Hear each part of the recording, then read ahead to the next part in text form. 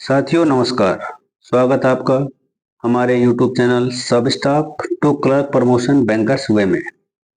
आज फिर आपके साथ एक और क्लास लेके आए हैं जिसमें आपको फिर आज एब्रिविएशन यानी फुल फॉर्म देखने को मिलेंगी।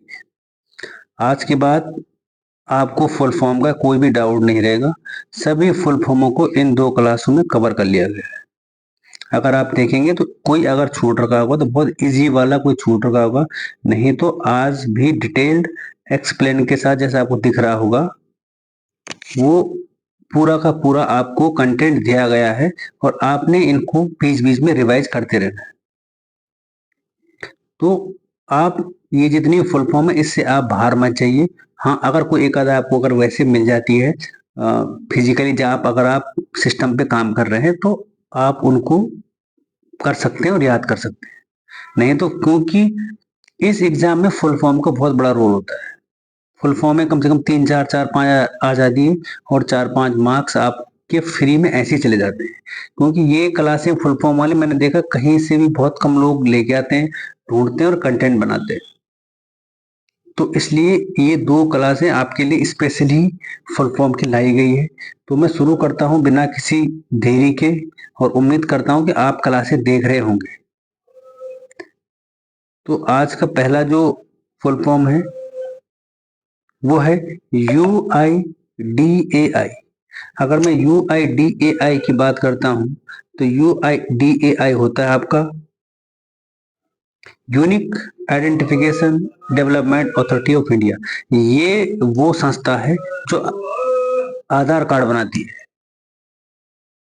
ये वो संस्था है जो आधार कार्ड बनाती है, उसे कहते हैं UIDAI, unique identification development authority of India. इसके बारे में जितने भी यहाँ पर फुल फॉर्म है सबके लिए आपको नीचे एक्सप्लेनेशन दे रखा है। आप खुद भी पढ़ सकते हैं, मैंने वो जबरदस्ती दे रखा है, उसकी कोई रिक्वायरमेंट नहीं थी। लेकिन कहीं इससे रिगार्डिंग का भी क्वेश्चन आ जाए तो आपके विकास के लिए, आपकी बुद्धि के विकास के लिए मैंने ये नीचे दे रखा, नहीं तो इसका कोई जरूरी काम नहीं है। और वो इसीलिए मैंने हिंदी में भी दिया, नहीं तो इंग्लिश में भी दे सकता था मैं, लेकिन मैंने उसको नहीं दिया है। तो आप उसको नीचे जरूर पढ़े और मैं आपको पढ़ के बता भी देता हूँ, एक्सप्लेन भी कर देता हूँ थोड़ा बहुत जहां तक हो सके, तो आप देख लीजिएगा, है ना। बाकी मेन जो हमारा मुद्दा है वो है फुल फॉर्म। यह एक वैधानिक संस्था है, ये तो आपको पता है कि आधार कार्ड अगर आप डेट ऑफ बर्थ 2 बार से ज्यादा चेंज नहीं करा सकते, आप नाम चेंज कराओगे तो उसमें मतलब कई सारे रूल रेगुलेशन है, क्योंकि आधार कार्ड ही हमारी एक आजकल एक पहचान बन चुकी है। इसका गठन 12 जुलाई 2016 को हुआ था भारत सरकार के द्वारा, और इसका मकसद है कि सभी नागरिकों को खास पहचान UID, unique identification development authority of India. ठीक है। अगर आपकी जेब में आधार कार्ड है तो आपने ये बताना है कि आधार कार्ड में कितने डिजिट होते हैं। मैं तो लिख दिया था यहाँ पे, लेकिन आधार कार्ड में कितने डिजिट होते हैं आपने ये जरूर बताना है। पहला ही क्वेश्चन है और पहला ही आंसर आपके हाथ से टाइप हो जाना चाहिए। अगला है PFRDA, pension fund regulatory and development authority. PFRDA जो आपको पेंशन देती है। अगर आप 2005 2004 से पहले के हैं तो आपको पेंशन देगी वो। फिर आपको NPS जो देगी, national pension fund regulatory and development authority उसको कहते हैं, जो पेंशन देती है। भारत में पेंशन क्षेत्र को बढ़ावा देने, विकसित करने और विनियमित करने के लिए इसको बनाया गया है PFRD। आपके पास आ जाएगा कि इस आर की क्या फुल फॉर्म होगी, तो आपको फिर आर की फुल फॉर्म, बाकी वहां पे सब दिया होगा, PFRDA में आर की फुल फॉर्म बताइए, तो आपको फिर इस आर की फुल फॉर्म बतानी है। और आजकल वैसे भी ट्रेंड चेंज हो चुका है, वो पूरी फुल फॉर्म मांगता हो।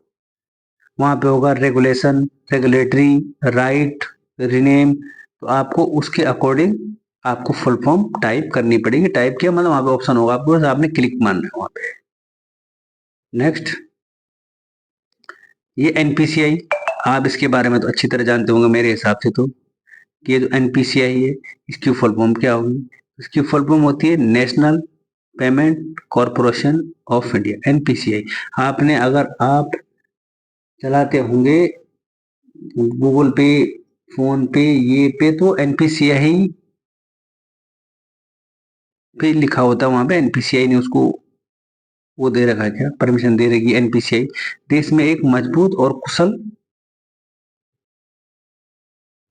और सुलभ भुगतान अवसंरचना बनाना, एनपीसीआई ने भारत में भुगतान करने के तरीके को बदल दिया है।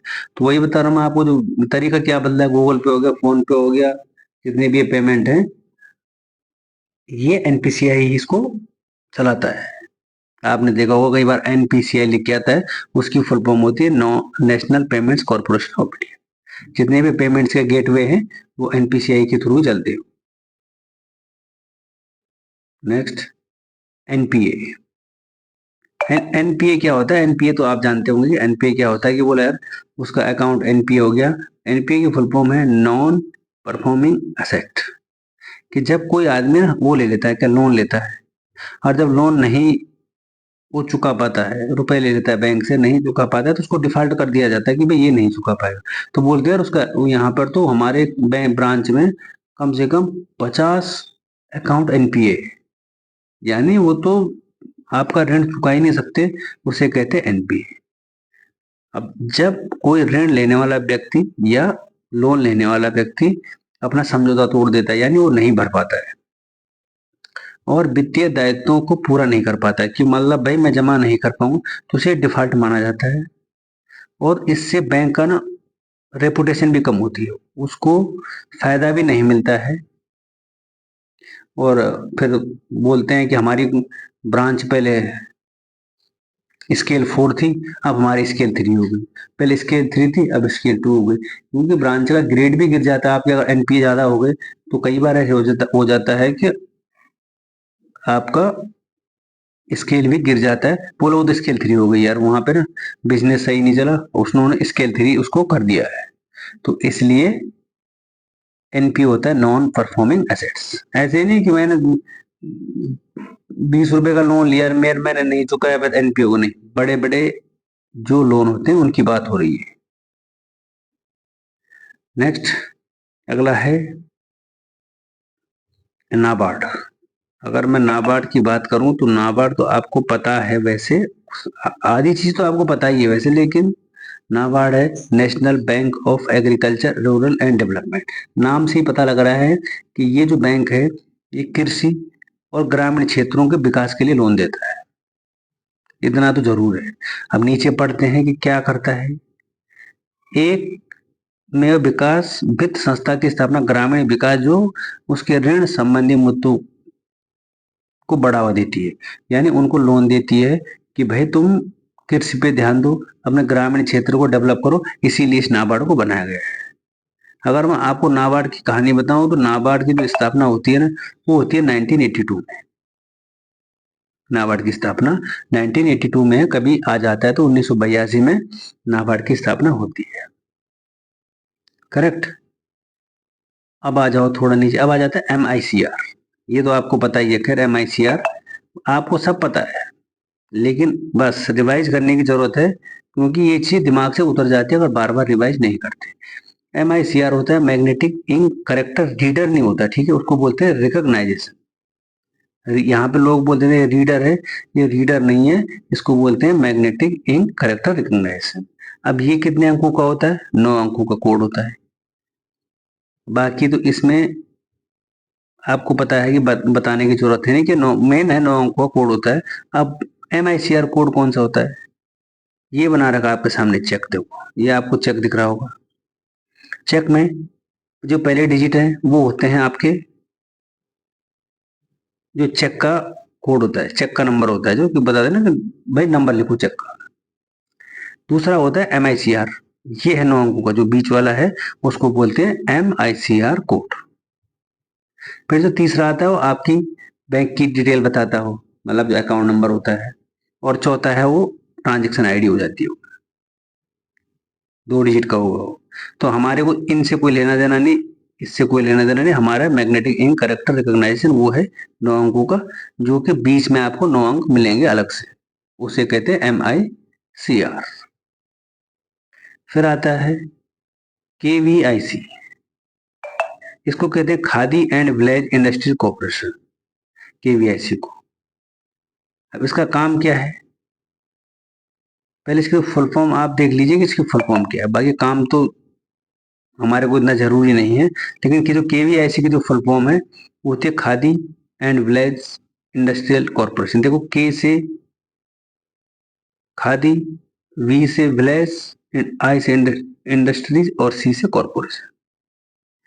ये भी खादी और ग्राम उद्योग आयोग द्वारा इसको संचालित किया जाता है और ये रोजगार के सृजन और ग्रामीण उद्यमिता को बढ़ावा देता है कि गांव में भाई कुछ काम धाम करने के लिए ये चीज बढ़ावा देता है और आर्थिक सशक्तिकरण और सतत विकास में भी ये अपना योगदान करता है। जैसे कि पारंपरिक शिल्प को समृद्ध करता है, वित्तीय सहायता भी प्रदान करता है, क्योंकि रुपए भी देता है, और बाजार तक पहुंच की सुविधा प्रदान करता है और कौशल विकास कार्यक्रम प्रदान करता है। अगर आपने कोई काम कर लिया है तो अगर आपसे वो बाजार तक नहीं पहुंच पा रहा है तो ये केवीआईसी है जो आप यहाँ संपर्क कर सकते हैं और बाजार तक आपके सामान को भी पहुंचाएगा, मतलब आपकी हेल्प करेगा, पहुंचाएगा तो क्या, आपकी हेल्प करेगा। अब आता है नया, वो था केवीआईसी, अब ये है केवीपी, इसको बोलते हैं किसान विकास पत्र। वो था केवीआईसी, ये है किसान विकास पत्र। अब इसमें क्या होता है, के से किसान, वी से विकास, पी से पत्र। इसमें होता क्या है कि इस योजना में न्यूनतम 1,000 रुपए जमा किए जाते हैं और जमा की गई राशि वर्तमान दर पर 115 महीने में दोगुनी हो जाती है। इसमें 1,000 रुपए जमा किए जाते हैं न्यूनतम। और इस योजना में प्रमाण पत्र को खरीद की तारीख में से 2.5 साल बाद किसी भी समय से पहले भुनाया जा सकता है और आप किसी बच्चे और किसी लड़के के नाम पे भी इसको आप खरीद सकते हो, किसान विकास पत्र को। ये आपको पोस्ट ऑफिस में मिल जाएगा, ठीक है, ये आपके पोस्ट ऑफिस में मिल जाएगा, कोई दिक्कत नहीं है पोस्ट ऑफिस की। अब आ जाता है किस केसीसी। केसीसी क्लास आज से लगातार 4-5 दिन से पहले चल रही है। किसान क्रेडिट कार्ड, केवाईसी आप जानते हो, नो योर कस्टमर कि कितने वैलिड डॉक्यूमेंट होते हैं, कौन कौन से डॉक्यूमेंट, ये आप पहले ही आपके लिए चला चुका हूँ। किसान क्रेडिट कार्ड क्या काम आता है, किसके लिए लागू है, वो 2 दिन पहले, कल भी किसान क्रेडिट कार्ड का क्वेश्चन था, तो इसको बताने की कोई जरूरत नहीं है, मैं उम्मीद करता हूँ, क्योंकि आपको क्लास और लंबी हो जाती है। तो अगला है IRDA, इसको बोलते हैं IRDA, insurance regulatory and development authority of India. ये इंश्योरेंस कंपनी है, ठीक है, लिखा है देखो इंश्योरेंस है, इंश्योरेंस को नियमित करती है और पर्यवेक्षण करने वाला एक वैधानिक है कि उसको देख रेख भी करती है, कि उसके लिए नियम बनाती है, रेगुलेटर करती है और उसको डेवलप भी करती है कि हाँ भाई ये कंपनी इंश्योरेंस कंपनी है कि नहीं है, वो काम है इरडा का, करेक्ट। अब चलते हैं ऊपर,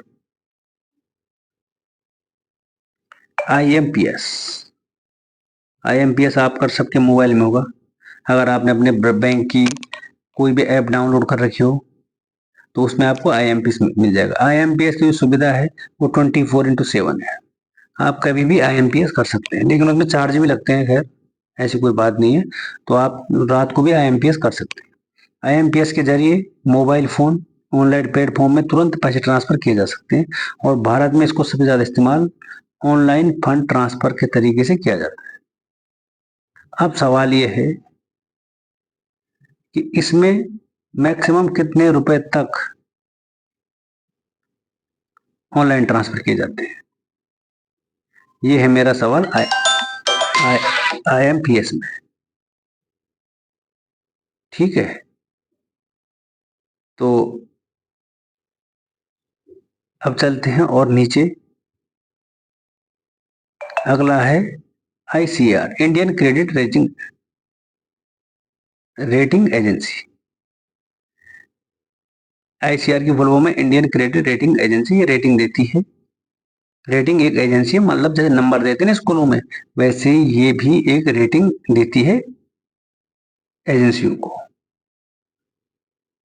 नेक्स्ट आ जाता है जीएसटीएन। जीएसटी तो आपने सुना होगा, जीएसटी होता है गुड सर्विस टैक्स, ठीक है, जीएसटी गुड्स, लेकिन इसमें GSTN good and service network,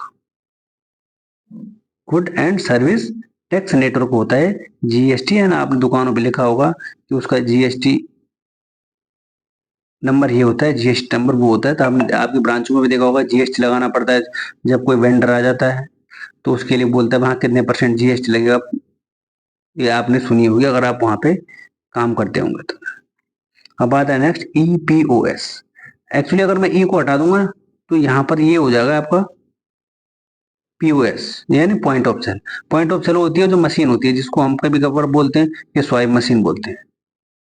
वो हर जगह लगी होती है किसी भी दुकान में, आजकल तो शायद बंद भी हो गई हो, जब से आपका ये बार कोड शुरू हुआ है, गूगल पे शुरू हुआ है, तो तब से मतलब बहुत कम हो गई है।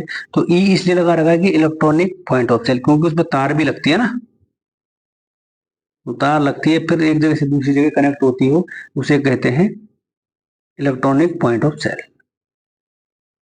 Next EMI. ईएमआई आप जमा कराते हैं तो ईएमआई की जो फुल फॉर्म हो जाती है वो हो जाती है इक्विटेड मंथली इंस्टॉलमेंट। तो यहाँ पर बंदे गलती करते हैं कि एवरी मंथली इंस्टॉलमेंट लिख देते हैं, तो इसलिए वहां पे गलत हो जाता है। इसका इक्विटेड मंथली इंस्टॉलमेंट, इसका जरूर ध्यान देना, ये ई का।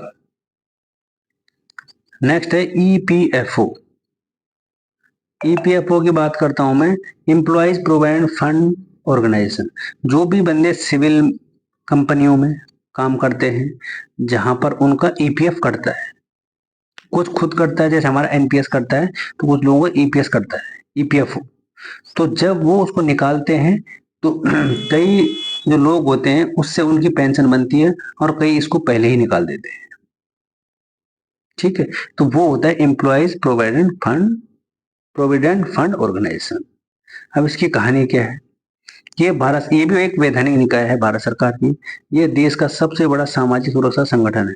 इसमें पैसे आपके मारे नहीं जाते कि कौन खाएगा कौन खा गया, इसमें पैसे आपके सेफ एंड साउंड रहते हैं। ये कर्मचारी की भविष्य निधि जैसे फंड है, फंड जिसका नाम ही फंड है तो उसको भविष्य निधि कहते हैं, और पेंशन खातों का प्रबंधन करता है। और श्रम और रोजगार मंत्रालय भारत सरकार के दायरे में आता है। ये श्रम और रोजगार मंत्रालय के अंडर में आता है। अगर आप कहीं काम करते हैं और आपका ईपीएफ कट रहा है तो आप उस ईपीएफ को ऑनलाइन भी निकाल सकते हैं। अगर आपने ज्यादा नौकरी कर ली है तो इससे आपकी पेंशन भी बनती है ईपीएफ के थ्रू, ठीक है। नेक्स्ट आता है ECS, electronic clearing system. Electronic clearing system की बात है कि ये भी जो नाम है, इलेक्ट्रॉनिक भुगतान प्रणाली है। इससे आप पैसे ट्रांसफर कर सकते हैं और इसकी मदद से पैसे बहुत इजीली भेजे जा सकते हैं। इसका इस्तेमाल आमतौर पर कंपनी, दफ्तर, स्कूल, कॉलेज और बैंक में होता है इसका इस्तेमाल। इसे कहते हैं ईसीएस, इलेक्ट्रॉनिक क्लियरिंग ट्रांसफर, इसकी फुल फॉर्म हो जाएगी। ध्यान फुल फॉर्म पे दें और जो लिखा है उसको थोड़ा कम ही देखें, क्योंकि लिखा तो बहुत कुछ है, उतना समझने की कोई जरूरत नहीं है। अगर आपको कोई उतना समझाता है तो आपके लिए इतना नहीं है, अगर आप अपना नॉलेज गेन करना चाहते हो तब सही है। अब आ जाता है सिविल। सिविल की फुल फॉर्म होती है credit information bureau of India limited. C का credit information bureau of India limited. तो हम जब कहते हैं कि यार उसका सिविल खराब हो गया, उसने लोन लेना था लेकिन उसका सिविल खराब हो गया, एक्चुअली सिविल अच्छा माना जाता है 700 से, जब 700 हो जाता है स्कोर, उससे ऊपर अच्छा माना जाता है स्कोर। आपने लोन लिया, आपने उसको चुकाया नहीं, तो आपका सिविल गिर जाता है, तो आपको किस कहीं से भी लोन नहीं मिलेगा फिर। और अगर वो मिलेगा तो फिर वहां बंदे बहुत आपका रुपए खाएंगे। ये होता है सिविल की बात। सिविल वो वाला सिविल नहीं है CIVIL कि मतलब सिविलियन, वो सिविलियन नहीं, ये credit information bureau of India, कि ये भारत की सबसे पुरानी, ये भी क्रेडिट रेटिंग एजेंसी है। रेटिंग मतलब जो लोगों को पॉइंट्स देती है। देखो ये सिविल है, व्यक्तियों और संगठनों की क्रेडिट से जुड़ी गतिविधियों को रिकॉर्ड रखती है। अब ये रिकॉर्ड ऐसे रखती है जैसे आपने आधार कार्ड डाला, पैन कार्ड डाला, तो आपका बता देगी कि भाई इसने यहाँ लोन नहीं चुकाया, इसका क्रेडिट स्कोर इतना है, इसको लोन नहीं मिलेगा। बैंक, गैर बैंकिंग वित्तीय कंपनियां और अन्य वित्तीय संस्थान ग्राहकों को क्रेडिट जानकारी सिबिल को देते हैं। तो ये था सिबिल। नेक्स्ट आता है असबा। असबा ये थोड़ा आपने खाली फुल फॉर्म देखनी है इसकी, बाकी इसको कुछ देखने की जरूरत नहीं है। Application supported of blocked account, ये भारत की है जो पूंजी बाजार नियामक सेबी द्वारा इसे चलाया जाता है, इसको चलाया जाता है सेबी के द्वारा, security exchange board of India के द्वारा इसको चलाया जाता है। और इसका काम है कि जिसका उद्देश्य मौजूदा सार्वजनिक निर्गम प्रक्रिया को और अधिक कुशल बनाना है। इसका कोई ज्यादा मेरे को भी वो लगा नहीं कि ये आपके लायक था, लेकिन मैंने लिख दिया इसको। इसमें मेन है आपकी फुल फॉर्म जो लिखी है, application supported by blocked account, क्योंकि बार बार एस्पा हमारे उसमें आता रहता है एस्पा एस्पा, तो इसलिए मैंने इसको लिख दिया। नेक्स्ट आता है AEPS, आधार इनेबल पेमेंट सिस्टम। आधार इनेबल पेमेंट सिस्टम वो सिस्टम है कि अगर आप जब कहीं भी जाते हो, कहीं क्या मतलब आप अपना ट्रांजेक्शन आधार कार्ड दो और बैंक मित्र के जरिए, पॉइंट ऑफ सेल के जरिए, और ऑनलाइन आप उसको किसी कंप्यूटर की दुकान में जाओ जिसने इसका वो ले रखा हो और वो आपको आधार कार्ड से रुपए दे देता है, उसको बोलते हैं आधार इनेबल पेमेंट सिस्टम। कहीं भी आपको स्विच भी मिलेगा सिस्टम की जगह, कहीं पर आपको यहाँ पे स्विच भी मिलेगा, ठीक है। पहले ही बता देता हूँ, नहीं तो आप बोलोगे सर कि वहां पे तो ऐसे है, यहाँ आप ऐसे बता। अब आ जाता है BOP, bank balance of payment. अब बैलेंस ऑफ पेमेंट है क्या? BOP बैलेंस ऑफ पेमेंट, ये आपके किसी देश के नागरिक और बाकी दुनिया के बीच एक निश्चित अवधि में होने वाले सभी आर्थिक लेन देन का रिकॉर्ड रखता है। इसे अंतर्राष्ट्रीय भुगतान संतुलन भी कहा जाता है कि ये संतुलन बना के रखता है, कंट्रोल करके रखता है किसी भी भुगतान पे, इसीलिए इसको कहते हैं BOP बैलेंस ऑफ पेमेंट्स।